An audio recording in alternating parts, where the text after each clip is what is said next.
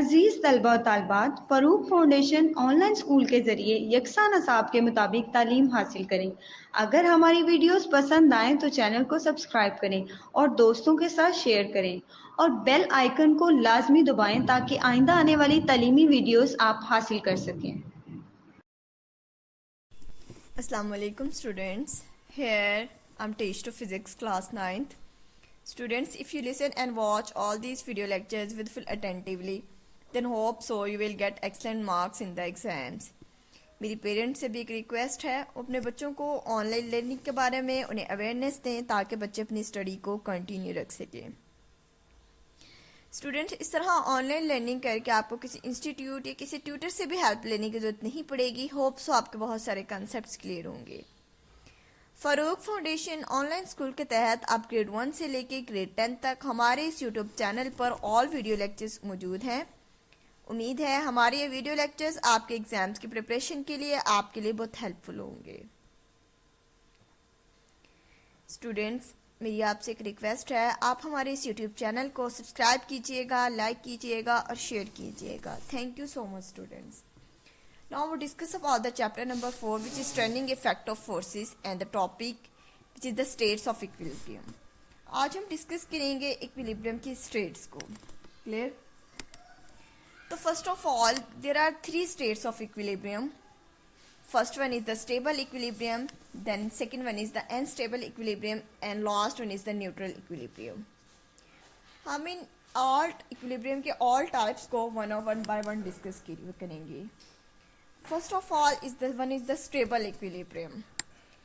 Stable equilibrium वो होती है, ठीक है, जिसमें हम लोग बॉडी को स्लाइटली तरीके से मतलब के मूव करवाते हैं और वो बॉडी दोबारा अपनी ओरिजिनल पोजीशन में आ जाए। अगर हम लोग एक थोड़ा सा इस बुक को टिल्ट करें और जैसे ही हम इसको छोड़ें वो दोबारा से अपनी उसी पोजीशन पर वापस आ जाए तो that is called the stable equilibrium. For example students, table पे एक बुक रखी है। अब इस बुक को एक कॉर्नर से हम लोग स्लाइटली इसको टिल्ट करते हैं, जैसे ही इसको छोड़ेंगे तो ये वापस अपनी पोजीशन पर आ जाएगी, तो ये कहलाएगा स्टेबल इक्विलिब्रियम। क्लियर? सो हम यहाँ पे एक डिस्कस करते हैं। A body is said to be in stable equilibrium if it after a slides it return to its previous position. A body is said to be in stable equilibrium if its centre of gravity is at lowest position. अगर एक body का जो centre of gravity lowest position पे होगा तो हम उसे कहेंगे कि हमारे पास बॉडी स्टेबल इक्विलिब्रियम में है। If it is trial its centre of gravity rises if its centre of if returns to stable state by lowering its centre of gravity. जैसे हम इसको टिल्ट करते हैं, इसका सेंटर ऑफ ग्रेविटी राइज कर जाता है। जैसे ही वो अपनी स्टेबल कंडीशन में आने के लिए उसकी जो सेंटर ऑफ ग्रेविटी है वो लो आ जाती है। Clear? A body remains in stable equilibrium as long as the centre of gravity acts through the base of the body. Students, एक जो बॉडी है, एक बॉडी तब सेंट्रल इक्विलिब्रियम में होती है जब उसका सेंटर ऑफ ग्रेविटी उसके बेस पर होता है। कि जो सेंटर ऑफ ग्रेविटी है वो बॉडी जब बेस ऑफ द एक जो बॉडी है उस टाइम तक मतलब स्टेबल इक्विलिब्रियम में होगी जब उसका सेंटर ऑफ ग्रेविटी है उसके बेस ऑफ द बॉडी पे होगा। लेट्स सपोज स्टूडेंट्स, हमारे पास एक ब्लॉक है। इस ब्लॉक को हम लोग लाइटली सा टिल्ट करते हैं। इसका जो सेंटर ऑफ ग्रेविटी पॉइंट है वो थोड़ा सा राइज कर गया, आप देख रहे होंगे। साथ में जो ये लाइन है ये भी थोड़ा सा मूव कर गई है। अब हमारे पास जो ये लाइन है ये है बेस पर ही, लेकिन थोड़ा सा टिल्ट कर गई है। लेकिन जैसे ही स्टूडेंट्स हम इसको छोड़ेंगे तो ये दोबारा से अपनी ओरिजिनल पोजीशन पर आ जाएगी। क्लियर? लेकिन स्टूडेंट्स, जैसे ही हम इसको थोड़ा सा मजीद टिल्ट करते हैं तो इसकी जो वर्टिकल लाइन है वो थोड़ी बेस को क्रॉस कर गई है। क्लियर? तब वो बेस से आउट हो जाए, अगर हम इसको दोबारा यहाँ पे छोड़ेंगे तो ये बॉडी फॉल कर जाएगी, ये गिर जाएगी। क्लियर? आई होप स्टूडेंट्स आपको यहाँ पे क्लियर होगा एक बॉडी तब तक स्टेबल इक्विलिब्रियम में होगी जब तक उस बॉडी का जो वर्टिकल लाइन है, जो बेस लाइन है, वो बेस लाइन पर फॉल कर रही हो, तो तब तक एक बॉडी स्टेबल इक्विलिब्रियम में होती है। अब फर्दर हम लोग एक डिस्कस करते हैं अनस्टेबल इक्विलिब्रियम को। Clear? If a body does not return to its previous position when sets free after a slightest tilt, it is said to be unstable equilibrium. जब हम एक बॉडी को slightly tilt करें और वो अपनी ओरिजिनल पोजीशन पर, मतलब प्रीवियस पोजीशन पर वापस ना आए, तो हम कहेंगे कि जो बॉडी है एक अनस्टेबल इक्विलिब्रियम में मौजूद है। Clear? Let's student, for example हमारे पास एक पेंसिल है। अब इस पेंसिल की टिप को हम लोग इस तरह से प्लेस करते हैं। अब जैसे ही हम इस पेंसिल को स्लाइटली टिल्ट करेंगे, ठीक है, हम लोगों ने इसको टिल्ट किया, तो जो ये पेंसिल है ये गिर जाएगी, ये फॉल कर जाएगी, ये टॉपलर ओवर हो जाएगी। क्लियर? दिस शो डैट इस बॉडी का जो इक्विलिब्रियम है वो अनस्टेबल हो गया। क्लियर? तो अनस्टेबल के केस में जो सेंटर ऑफ ग्रेविटी पॉइंट है वो हमेशा उस बॉडी के टॉप पर होता है, हाईएस्ट पोजीशन पर होता है। Clear? The centre of gravity of a body is it highest position of the state of unstable equilibrium. वो हाईएस्ट पोजीशन पर होता है, लेकिन जैसे ही वो पोजीशन फॉल करता है तो उसका जो सेंटर ऑफ ग्रेविटी पॉइंट है वो भी लोअर हो जाएगा, मतलब नीचे को गिर जाएगा, नीचे की तरफ आ जाएगा। And does not return to its previous position, और वो दोबारा अपनी फर्दर प्रीवियस पोजीशन पर नहीं आएगा। क्लियर? अगर चाहे पेंसिल हॉरिजॉन्टल फॉर्म में आ गई है, ठीक है, पर अगेन हमें उसका सेंटर ऑफ ग्रेविटी बिल्डअप करना पड़ेगा। ठीक है, तो ये था हमारे पास अनस्टेबल ऑफ इक्विलिब्रियम। नेक्स्ट हमारे पास है neutral equilibrium. If a body remains in its new position when disturbed from its previous position, it is said to be a state of neutral equilibrium. एक वो जो बॉडी है, हम इसको slightly disturb करें, disturb करने के बाद, ठीक है, वो बॉडी अपनी प्रीवियस पोजीशन में वापस तो नहीं आती है, लेकिन उसका जो सेंटर ऑफ ग्रेविटी पॉइंट है वो सेम उसी पोजीशन पर ही रहता है। क्लियर? तो just state is called neutral equilibrium.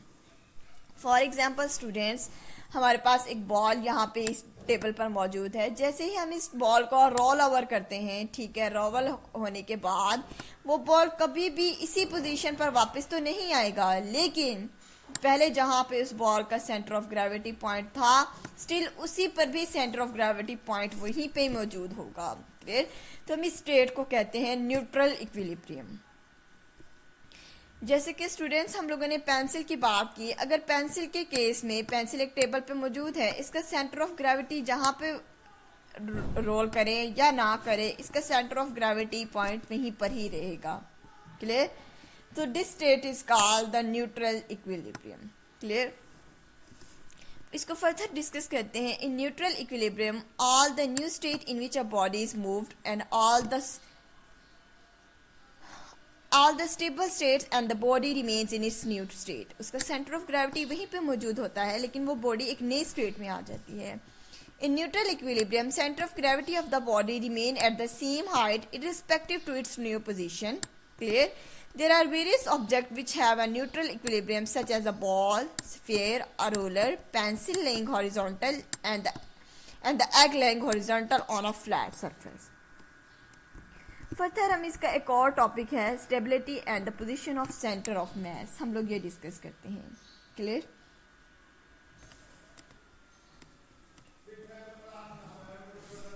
Now हम लोग इस जो सेंटर ऑफ ग्रेविटी है, सेंटर ऑफ ग्रेविटी पॉइंट जो है वो सेम हाइट पर ही रहेगा, चाहे हमारी पोजीशन प्रीवियस हो या फिर कोई न्यू पोजीशन हो। ठीक है, लेकिन centre of gravity point change नहीं होगा। क्लियर? आई होप स्टूडेंट्स ये 3 स्टेट्स आपको क्लियर हो गई होंगी। इसके साथ ये लास्ट टॉपिक है stability and the position of the centre of a mass.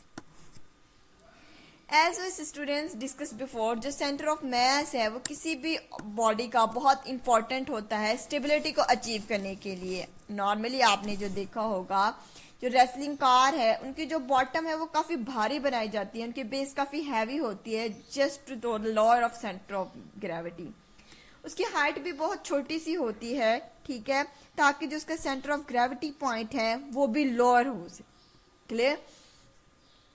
So centre of mass is very important to achieve the stability. Clear?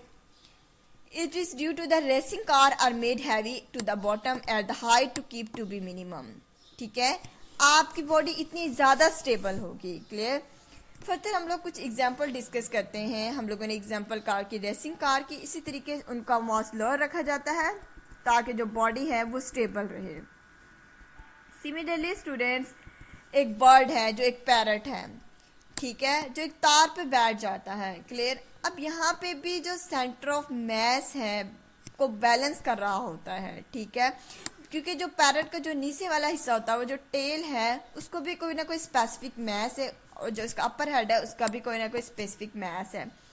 अब इसने खुद को इस तरह से बैलेंस करना है कि उसका जो सेंटर ऑफ मास है वो एग्जैक्ट उसका इस मतलब इस पे आ जाए, वायर पे आ जाए। जब जी उसका वायर पे आ जाएगा तो हम लोग कहेंगे कि जो पैरट जो है स्टेबल हो गया है, उसकी स्टेबिलिटी अचीव कर ली है, और जो पैरट है वो फॉल नहीं करेगा। Clear? So I hope students ये लेक्चर, ये टॉपिक आपको समझ आ गया होगा। सिमिलरली स्टूडेंट्स, एक और एग्जांपल है, show a toy that is keep itself upright when tilted. It have a heavy semi-spherical base. When it is titled, its center of mass rises. जैसे ही हम लोग इसको गिराएंगे तो इसका सेंटर ऑफ मास है वो राइज कर जाएगा। It return to its upright position and which is center of mass is the lowest. और इस तरह से इसका जो सेंटर ऑफ मास है वो लोएस्ट हो जाएगा और वो अपनी स्टेबिलिटी को गेन कर लेगा। क्लियर? आई होप स्टूडेंट्स ये टॉपिक आपको बहुत अच्छे से समझ आ गया होगा। नेक्स्ट वन हम लोग डिस्कस करेंगे इसके जो MCQ क्वेश्चंस हैं उनको। तब तक के लिए अपना बहुत सारा ख्याल रखिएगा। स्टूडेंट्स, मेरी आपसे एक रिक्वेस्ट है, आप हमारे इस यूट्यूब चैनल को सब्सक्राइब कीजिएगा, लाइक कीजिएगा और शेयर कीजिएगा। Thank you so much students. अल्लाह हाफिज़।